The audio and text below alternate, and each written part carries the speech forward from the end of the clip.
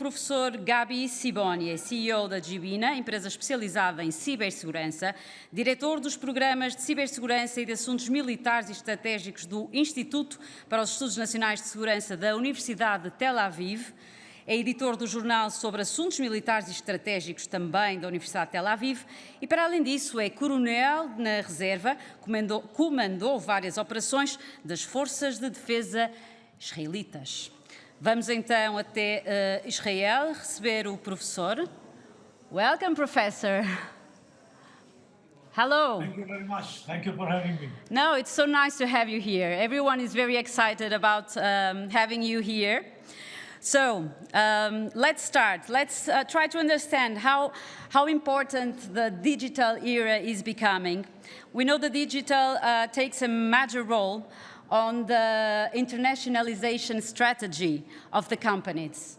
Let's start hearing your opinion about this role. Am I right when I say it's a major role?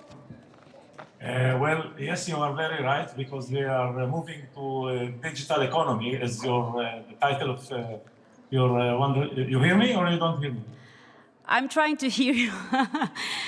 You don't Well, hear me? I think everyone is listening to you. I don't have the columns to me, so I'll try to hear you.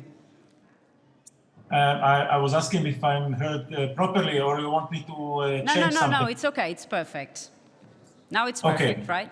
Yes, okay.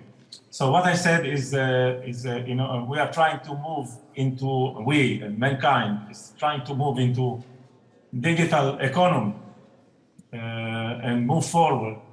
And there is a lot of efforts done by regulators, by the EU. EU is writing documents with hundreds and hundreds of pages on digital economy.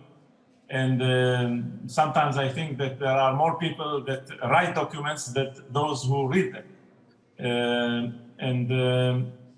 But in my view, the most important thing is to make sure that if we go to a digital economy, we must protect it, because digital economy creates a lot of vulnerabilities, a lot of problems that can be used by criminals, by terrorists, by states aggression. And it is a huge surface of vulnerability, and we must protect it. So this is my view. And in light of this, I thought, because I was last week in Portugal with a fabulous time I had in Portugal.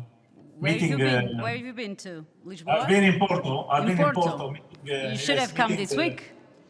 Well, you are right, absolutely. But better this than nothing, because only last week I heard that you're having this event, and we decided you decided that you would like me to participate. I think the best way for me to address the issue of security of the digital economy and digital era is by presenting some highlights of what I do, and this will give the audience a little bit of understanding on because I can only talk of what I am involved in this situation. But if this is right, with your permission, I would like to share my screen. Of course. And, if it's okay, can I do it? Yes, of course. Please do. Okay, I'm on. Tell me if you see. Is it okay? Do you see anything? Okay, perfect. And so I will continue. My company is really what it deals with is protecting the digital activity of any organization, be it government, be it commercial institutions, financial, whatever, and protecting it using a variety of services that I provide. I'm not providing hardware. If you heard, probably not. But if I'll tell you what I think, what I told in Porto when I was there. In my view, protecting the digital environment is mostly done by human beings and less by technology. However, these human beings have to be very, very strict in how they behave in the digital environment, the digital space, or what we call the cyberspace, and how they manage their activity. Anyway, what we do is to help those companies and employees to address a variety of security issues in a better way. So there is a variety of activity that we provide, mainly the cyber risk assessment that we do, continuity, disaster recovery, countermeasures, and scan and mitigation means that in this digital era, we are all under surveillance. We never know by whom, but we are always under surveillance of someone because we always use digital devices. And of course, there is a big issue of intelligence and online influence campaigns that needs to be part of any business activity. I will address it in a few moments. Awareness and crisis awareness and education programs for employees, and crisis management training and building crisis management capacity for organizations that are exposed to a variety of threats. We all know that TAP was being compromised just recently, and I've been providing services for the aviation sector here in Israel and also in Spain. Vueling was my client in exactly the same. When there is a crisis, there is a compromise. Some of your data is being compromised and stolen, and then how do you deal with that? This is the big problem. I will go with very shortly with my presentation. So we try to help our clients to build their business strategy, security strategy, concept and digital processes. This is very important, and just to give you a little bit of what I did in the past, I've developed Israel strategy in cyberspace, Israel national security strategy, which is a higher level than the digital strategy because it relates to both physical, kinetic environment and also digital environment. Homeland security, which is if the first one was on the borders against Israeli enemies and terrorists, the second one is mainly internal with developing the homeland security strategy. I've addressed the issue from legal and regulatory aspect in cyberspace. This is a book I published last year, and also a book related to regulation in cyberspace. So this is a little bit of a highlight. When you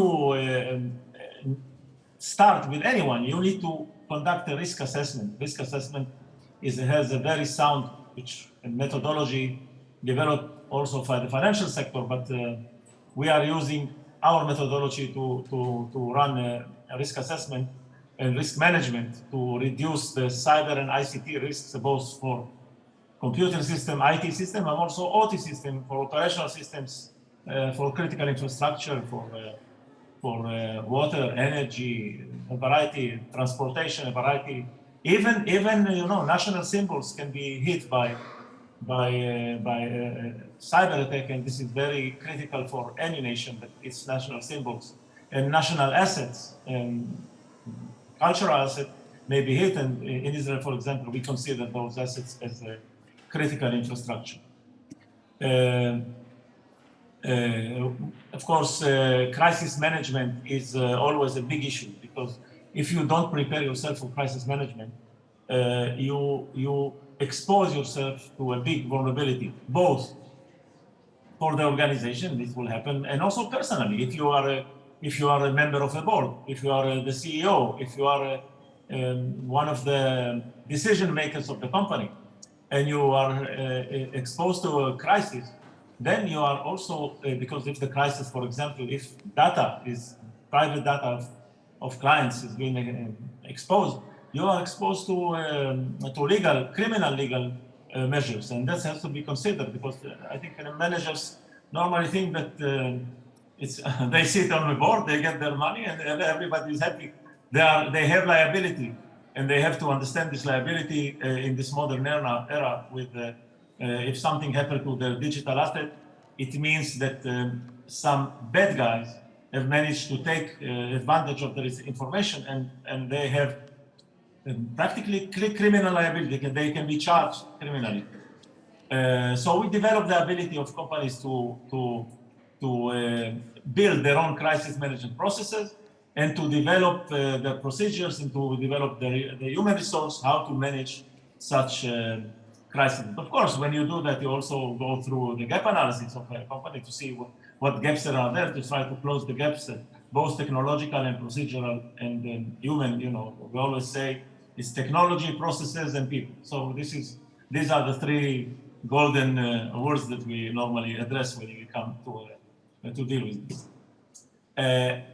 Among the years, we found that clients are very, very in need of what we call tactical services, countermeasure scan. It means that, and you see that many managers, as high as you go, you are more exposed to opposition, people who want to understand what you do, who want to listen to what you do.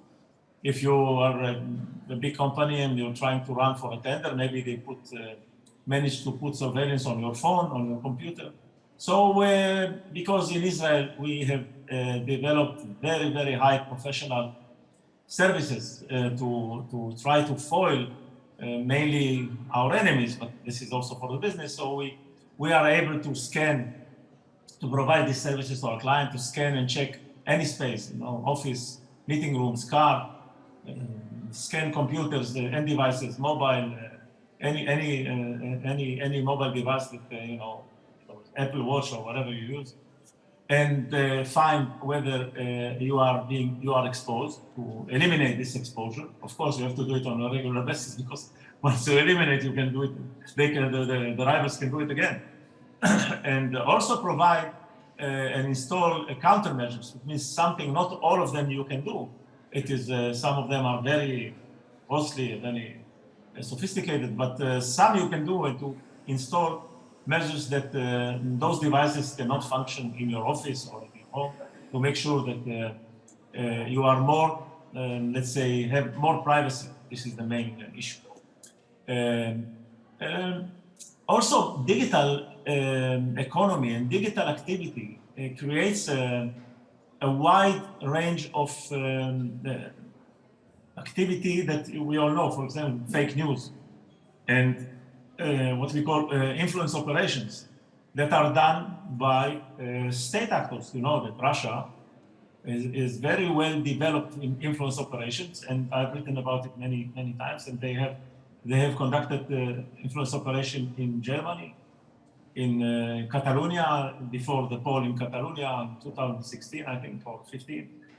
Before Brexit, they were active inside the UK, and now they are active in Europe in the elections in Italy. They have elections next month, and influence operations is a very, let's say, new way of trying to achieve your goals without kinetic, without shooting bullets.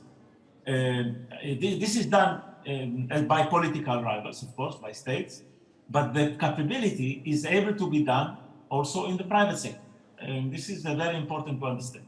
So we have done many of those influence operations, and what you can gain out of it are two ways, both in the defensive part and also the offensive part, which is done strictly by on the internet using open source, and under any law it's legal, and everything is done under a legal environment. So we do OSINT is open source intelligence for political business personnel. They want to know what is the network sentiment about them. So are they positive? Are they negative? What is there about them? And when you are trying to create partnership, when you are trying to sign an agreement with a company, you better know not only what the lawyers report, but you better know what's behind, to understand that exactly your position. We do also in-depth social media link analysis, because social media, this is the picture I put here, the social media, you can find a lot of influencers and a lot of activities, and you can analyze social media of individuals and groups to understand what we call link analysis, is how they are connected and what is the line of influence inside. We do reputation analysis, trend and sentiment research, and public precipitation to see that again what is there about your target or what you see. We expose hidden agenda and expose assets of someone that is doing trying to cover their activity, and it is like a due diligence, very in-depth due diligence, and the revelation of groups, individuals with ill intent to you. And finally, we do also proactive services, including influence operation targeting various audiences. Now, we do what is done sometimes by others, focused influence operation targeting individuals and groups, and also foil rivals' fake news, and counter influence operations. So we do the counter activity. So all in all, this is I think I did not want to steal all your time. So this is all in all the tools that we use to protect our digital economy. Yes, you are a specialist in security, but just to finish, I would like to hear your opinion, because if companies do not digitalize, I mean, they are left behind. So despite of they are dead. If companies do not digitalize, they better go to sleep and they are dead. So Despite you of are not all able this, to function. You are not able to function without digital assets. Despite of all these risks, right? It is unable. You are unable to function in this world. Well, I don't know, if you want to have a grocery shop and you want to sell 2 tomatoes and 1 orange a day, maybe you can manage. But for business activity, both local and international, there is no way to avoid the digital exposure. There's no way to go back in time. Professor. Well, I'll tell you something about going back in time. I've read that the Russians in some operations were so intimidated by digital exposure that they went back to writing typing machine only for very secret operation, writing back in typing machines not connected to the internet, and try to do that. I think it's very, very useful. Thank you so much for being with us. Hopefully we'll meet each other personally next time you're here in Portugal. Thank you so much. Hopefully it is very soon. Thank you.